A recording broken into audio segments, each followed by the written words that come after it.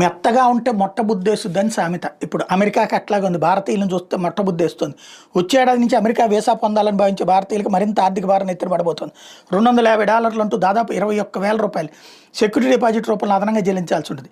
విద్యార్థి ఎఫ్ఎం వీసాలతో పాటు పర్యాటక B1, ఉద్యోగ H1B, business B2, exchange J వీసాల కోసం దరఖాస్తు చేసుకున్న విదేశీయులు తప్పనిసరిగా ఈ సెక్యూరిటీ డిపాజిట్ చెల్లించాల్సిందని ట్రంప్ సర్కార్ ప్రకటించింది. ట్రంప్ ప్రతిష్టాత్మకంగా తీసుకొచ్చింది వన్ బిగ్ బ్యూటిఫుల్ చట్టం నిబంధనల్లో ఈ మేరకు మార్పులు చేశారు. ఈ ఫీజును వీసా మంజూరు చేసేటప్పుడు హోమ్ల్యాండ్ సెక్యూరిటీ భాగం వసూలు చేస్తుంది.